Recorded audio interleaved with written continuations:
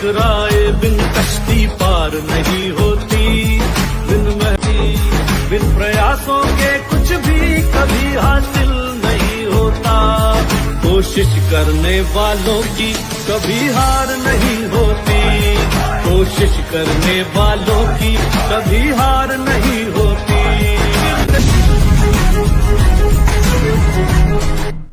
Hi everyone, good afternoon, नमस्ते, सत श्री अकाल। आरटीडी शो कोशिश करने वालों की कभी हार नहीं होती और आप सब आज एक ऐसी शख्स से जुड़ने वाली है जो कि हम सभी के लिए एक इंस्पिरेशन है, जिन्होंने लाखों लोगों को इंस्पायर किया है, जो एक साहित्य प्रेमी है। तो दोस्तों, मैं बात कर रही हूँ ऑथर कैप्टन प्रताप सिंह मेहता जी की। तो दोस्तों, मिलते हैं हमारे आज के गेस्ट से और जानते हैं उनकी इंस्पायरिंग जर्नी के बारे में। Thank you so much sir and welcome to the RTD show कोशिश करने वालों की कभी हार नहीं होती। और सर, सबसे पहले तो मैं जानना चाहूंगी कि आपकी लाइफ में भी कभी ऐसे मोमेंट आए हो जब आपने कोशिश की हो और हार नहीं मानी हो। It's very interesting question you asked, and I think it's the story of 1969-70. I joined to become Indian Air Force to become a pilot, right? I flew for almost 9 months, and after 9 months of flying, और मुझे कहा गया भाई आप air force standard से fit नहीं हो, तो आपको अभी हम छुट्टी देते हैं, घर जाओ।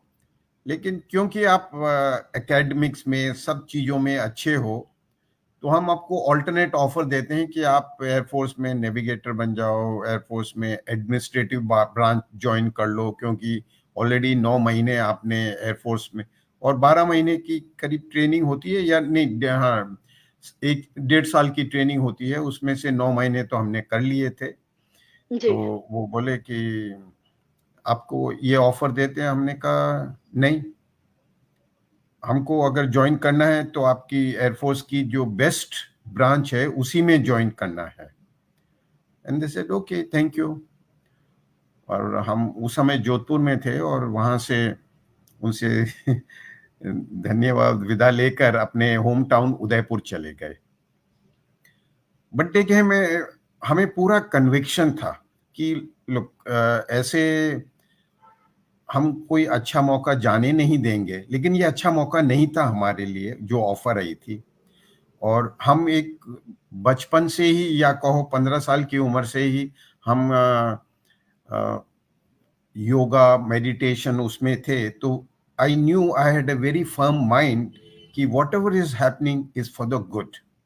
So I went home, and after 3 days, I get a telegram from the Naval Headquarters or Ministry of Defense कि you are selected for the Navy, and you have to report in 20 days. Oh. And everybody was surprised because I had appeared for some examination 2 years back, and they didn't select me that time. I was very keen to join, but now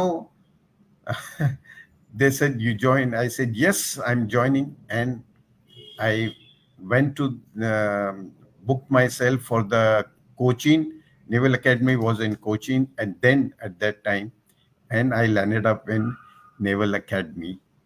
And Wow. that was one of my most thinky, look, I must have a firm mind and also keep trying something better and do something which I am passionate about. Heads of sir. और सच में आपने साबित करके दिखाया है, जो कोशिश करते हैं उनकी कभी हार नहीं होती। और आप हम सभी के लिए एक इंस्पिरेशन हो, जिस तरह से आपने मेहनत की सर। कहीं ना कहीं जो आज की जनरेशन के लिए आप एक इंस्पिरेशन हो। और सर, आपकी अगर मैं बात करूं, आप उदयपुर से हो और आपकी फैमिली का एक इतिहास रहा है। तो मैं सर सबसे पहले आपको आपके बचपन की ओर ले जाना चाहूंगी। आपका बचपन कैसा रहा है सर? बचपन तो ऐसा है, मेरे पिताजी गवर्नमेंट सर्विस में थे और ये करीब 57, 58 की बात है. He was collector Ganganagar at that time. On I was also young, 7, 8 years old, and suddenly he said कि आपकी मम्मी की तबीयत ठीक नहीं है, हम उनको दिल्ली ले जा रहे हैं. अब मैं इतना समझता नहीं था. हम उधर ही, मैं और मेरी सिस्टर, एल्डर सिस्टर, में से 4 साल बड़ी थी. तो हम उस समय मैं अगर 8 साल का था तो वो 12 साल की होंगी या 11 साल की. तो मेरे डैडी उधर गए दिल्ली लेकर.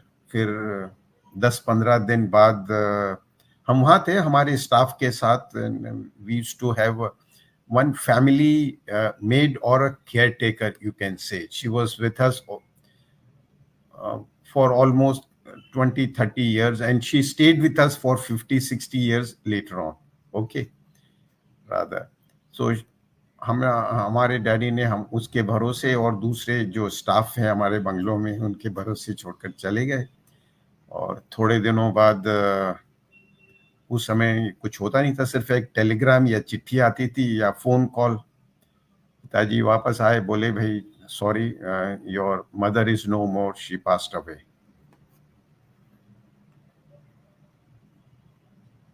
And that's how we, both brothers and sisters, we had an elder brother also, and he was in Calcutta, and he was called, since he was elder, he was called to Delhi and be with them and all these things. He was almost 14 years elder to me, my elder brother. So वो सब कुछ समझते हैं दुनियादारी में. We just said, okay, gone तो gone, अभी क्या कर सकते हैं. Then we got transferred, and that maid used to sleep with me at night time, my sister and maid, and वो मेरे को कहानियां सुनाती थी बड़ी बड़ी. और फिर बाद में वो कहानियां, उसकी सारी फैमिली कहानियां होती थी, क्योंकि she was already with us for 30-40 years. Her mother-in-law brought her to our family, and that stories were passed down from mother-in-law to the our present maid or the caretaker. We used to call her Gigi. Okay, she used to tell us all these stories of our ancestors, the stories of their chivalry. She used to tell us the stories about how various rituals and functions are taken place, and how some people got married, which she knew about, how some people were born. And later on in, I think 59, 60, my father got transferred to Udaipur, and that's my native place. And we moved from government bungalow to our own Haveli mansion. It's a huge one. And there also this system continued, someone telling me those stories. And it used to inspire me a lot. And I used to always think I could be one of those when I grow up. Be the ruler, be the prime minister, or and they were all prime minister with military powers. That means they were also the commander in chief of the military. तो मेरे को था कि मुझको arm forces join करनी है, and very fascinated by flying. So when I went to the college, I during my college days in Jaipur, and I started flying with the NCC. And my commanding officer really liked me, and they said, come, Mehta. And mostly people were addressed by their surnames. Nowadays, it's more trendy to say by the first name. Yes. Those days, it was more of a surname. So I learned my first lessons there in flying, and I was determined, and I joined Air Force, and the rest I told you what it is. Yes, yes, sir. Yes. और sir, जिस तरह से आपने बताया जो आपकी family का इतिहास रहा है, उसके बारे में सर हम जानना चाहेंगे, क्योंकि जो मेवाड़ राज्य के जो प्रधानमंत्री राय पन्नालाल मेहता जी के पड़पोते हो आप, तो ये इसके बारे में हम जानना चाहेंगे सर, वो हिस्ट्री क्या थी थोड़ा सा. Okay. जी जी. Thank you. इट्स लगता है आप बहुत अच्छा होमवर्क करके आए हो। And Rai Pannalal ji Mehta ji, was prime minister. वो एक और मेवाड़ के अंदर प्राइम मिनिस्टर की पोस्ट को प्रधान बोलते थे, प्रधान के नाम से, प्रधानमंत्री नहीं। वहां पे हर स्टेट में अलग होता है, किस स्टेट जी, में दीवान बोलते हैं, किसी स्टेट के अंदर प्रधान बोलते हैं। मेवाड़ स्टेट थी, वहां पे प्रधान कहलाते थे। जी, और उनके जो छोटे भाई थे उनका नाम था लक्ष्मीलाल मेहता। और Mehta, ji, ji, ji, Laxmilal Mehta was the commander in chief of the Mewar army. And Pannalal Mehta, Rai Pannalal, that was Rai was uh, the title given to him by the British government in their investiture ceremony, along with various titles given to the Maharana at that time, and and he was the only one given also the permission to use His Excellency as with the Rai, and no other prime ministers और भी कोई दूसरे prime minister दूसरी state थे, किसको his excellency महामहिम का खिताब जो उद्बोधन करते हैं उसकी परमिशन नहीं थी। उनको ये खास परमिशन दी गई थी। और जिनके छोटे भाई लक्ष्मीलाल मेहता, मैं उनका 5th जनरेशन में पड़ पोता आप ऐसे ओह! अब चलो वैसे हूं मैं। ओके, जी, जी, तो अगर पन्नालाल जी उनके बड़े भाई थे और वो प्राइम मिनिस्टर तो करीब 24 years he was in office। तो 1968 to 90 1868 to 94 1894। okay, and he was the prime minister, but actual prime minister from 78 to 94। और उससे पहले 68 टू 78 उनको मुंशी कहलाया। एक जैसे काउंसिल ऑफ मिनिस्टर्स होती है आजकल, तो उस समय एक महकमा जी, खास एक काउंसिल थी जो मेवाड़ की, उसमें उनको उसका मुंशी नियुक्त किया है। मुंशी का जी, मतलब secretary to the council. Okay, okay, और उस समय जो प्राइम मिनिस्टर थे उनको प्राइम मिनिस्टर नहीं बनाया गया क्योंकि वो बहुत यंग थे। पन्नालाल जी करीब जी, हार्डली 30 साल की भी उम्र नहीं थी। तो और उनके अंकल थे, वो प्राइम मिनिस्टर थे, बट वो ठीक नहीं चल रहा था, तो उन्होंने अंकल को तो प्राइम मिनिस्टर रहने दिया, लेकिन जो भी प्राइम मिनिस्टर के पावर्स होते हैं वो पहली बार मुंशी को ट्रांसफर किए गए। मतलब उनके पास ये पावर था कि कैसे स्टेट का रीऑर्गेनाइजेशन होना चाहिए, कैसे स्टेट का डेवलपमेंट होना चाहिए। तो वो एज अ मुंशी के रूप में रहे। वो बड़ा इंटरेस्टिंग चीज है। और उन्होंने मुंशी से प्रधान तक 4 महाराणा, उदयपुर के राजा को महाराणा का खिताब मिला हुआ था।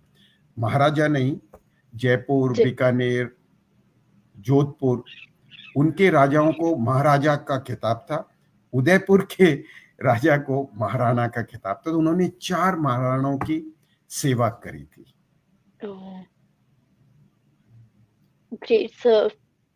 और सच में हमारा सौभाग्य है उनके बारे में जानने का और जो इतिहास रहा है, क्योंकि इतिहास की अगर मैं बात करूँ सर, तो आज की जनरेशन को इतिहास के बारे में पता नहीं है, स्पेशली अगर हम बात करें। तो सर, आप जो आपकी बुक भी आई है उसके बारे में भी मैं जानना चाहूँगी, लेकिन सर इससे पहले कैप्टन बनने तक तो क्योंकि बहुत मेहनत करनी पड़ती है सर, कितना मुश्किल था ये आपके लिए सफ़र?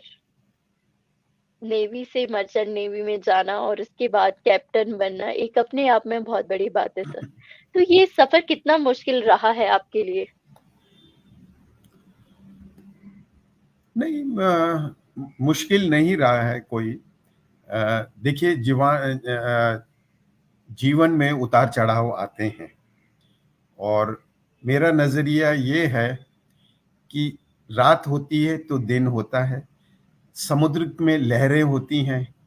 आप इमेजिन करो अगर रात नहीं है, सिर्फ दिन ही दिन है, तो कितना डल होगा लाइफ।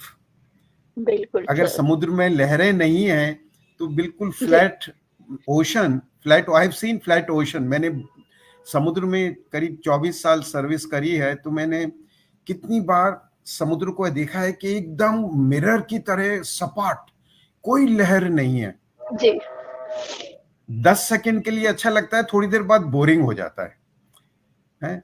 तो ये जो उतार चढ़ाव आए वो एक इंटरेस्टिंग होते हैं। और नेवी की लाइफ में भी, मेरी लाइफ में भी, अब जैसे बताया 8 साल की उम्र में आई लॉस्ट माय मदर, तो ये भी एक उतार या चढ़ाव कहो है।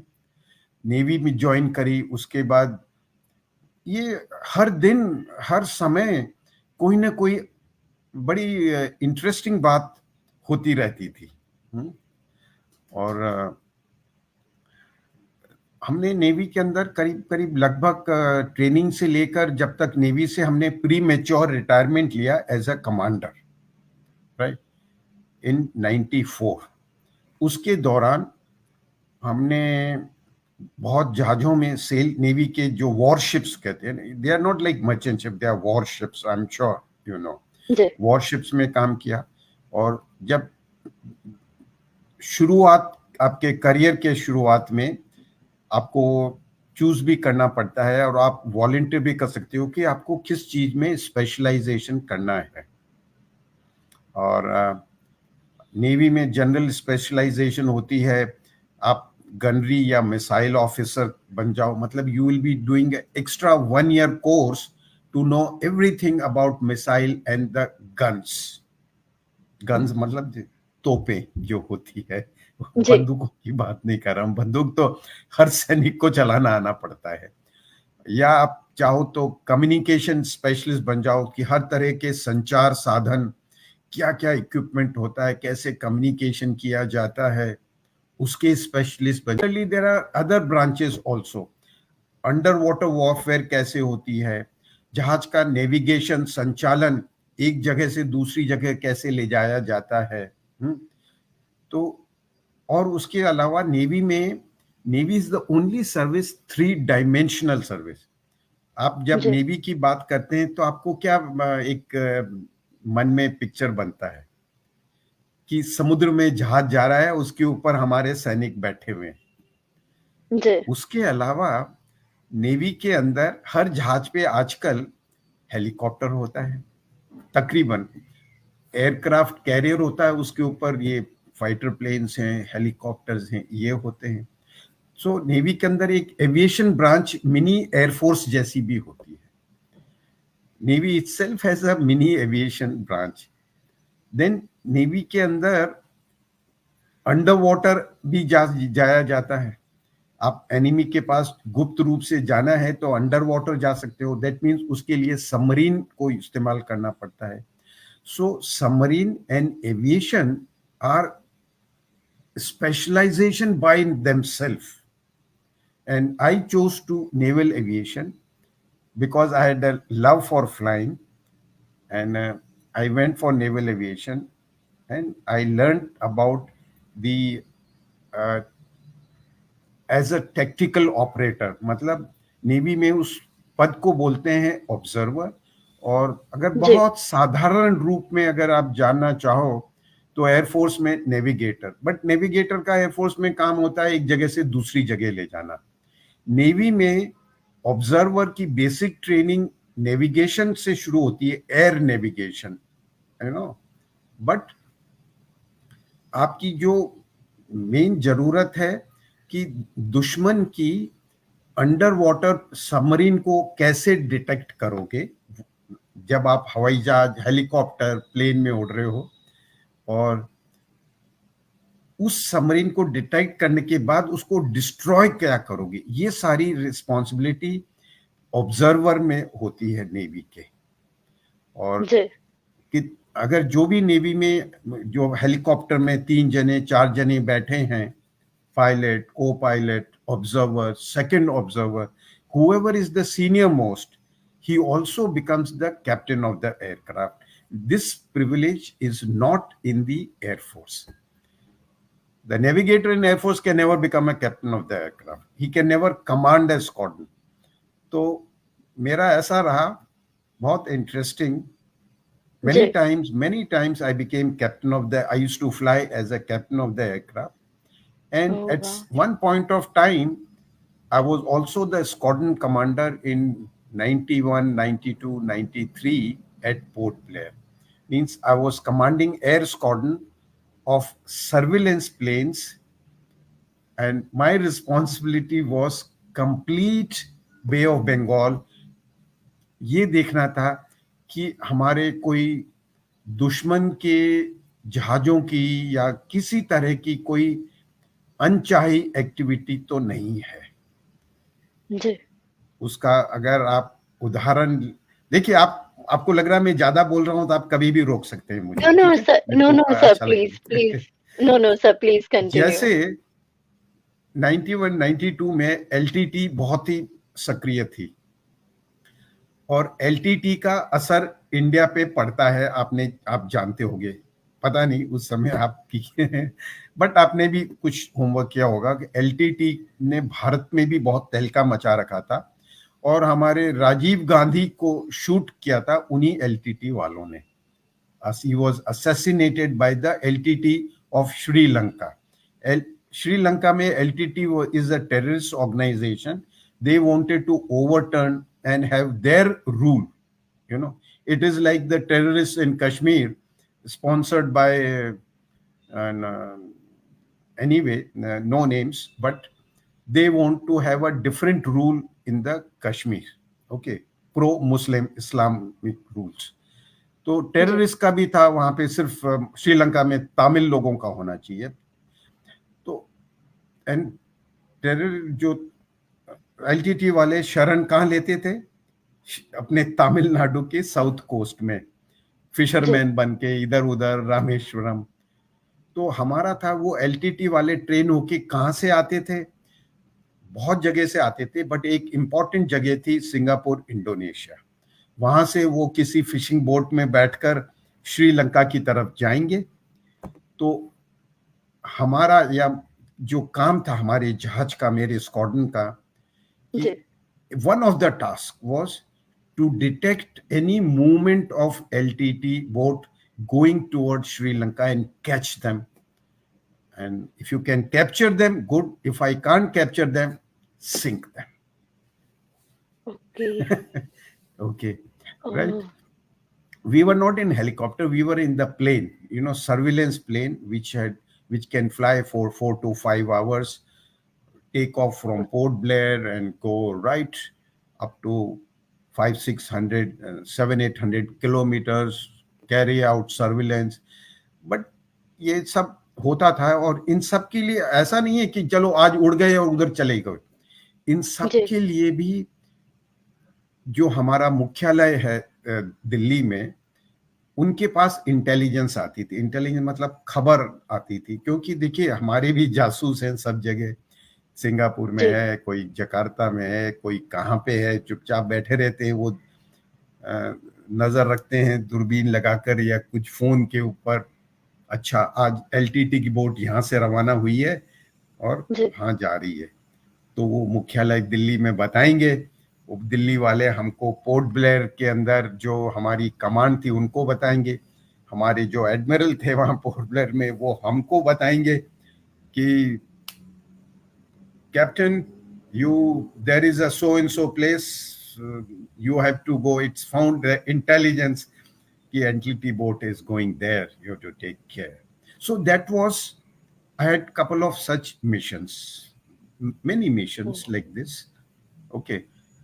So that was one job, and there were so many other things, you know, like we all have a exclusive economic zone around our coastline. That means जो हिंदुस्तान की नक्शा है, तो हमारी कोस्ट लाइन जो समुद्र तट है उससे 250 किलोमीटर तक, अगर कोस्ट लाइन यहाँ पे है तो इससे 250 किलोमीटर तक ये इकोनॉमिक जोन है। That means every country around the world same rule. तो उस 250 किलोमीटर में हम माइनिंग कर सकते हैं, फिशिंग कर सकते हैं। मतलब वहां पे जो भी इकोनॉमिक प्रोडक्ट होता है समुद्र के अंदर से, कोई भी ऑयल निकल रहा है जैसे है, या उसमें बहुत अच्छी वैरायटी की फिश है, तो वो भारत का हिस्सा है, जो भारत का इकोनॉमिक जोन है। तो अब अंडमान इंडिया का है, तो अंडमान से दूर 250 किलोमीटर पे वो सारा हमारा है। अगर किसी दूसरे देश के साथ जुड़ता है तो हाफ ऑफ हो जाता है। अगर let's see the near by neighbour is only 100 kilometres away, then 50 kilometers will be the dividing line. But if the fish in my economic zone is better and it earns more money, then the people from Indonesia, China, or some other countries will come and do the fishing there.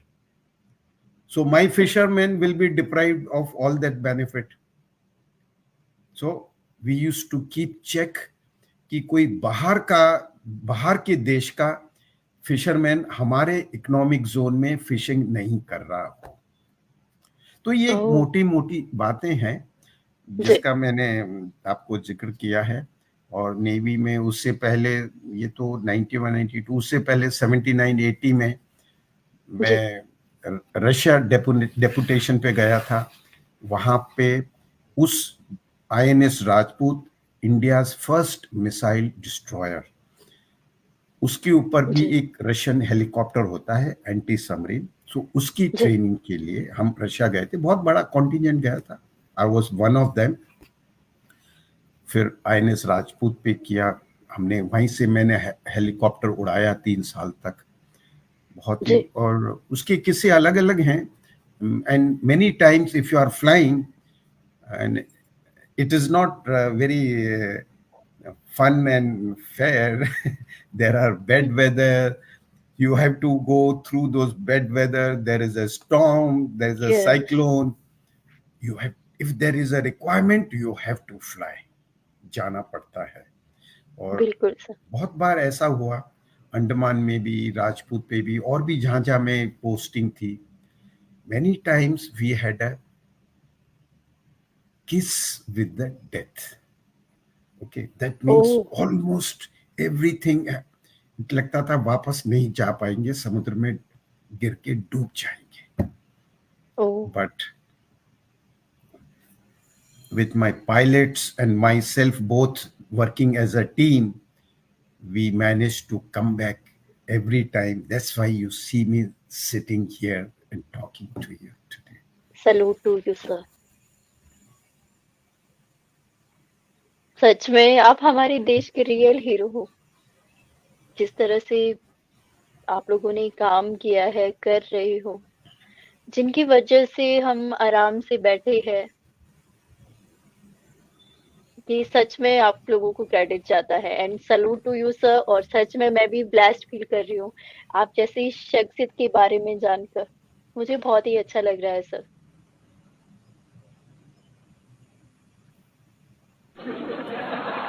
Thank you so much everyone. और इसी तरह से देखते रहिए the RDD show. कोशिश करने वालों की कभी हार नहीं होती।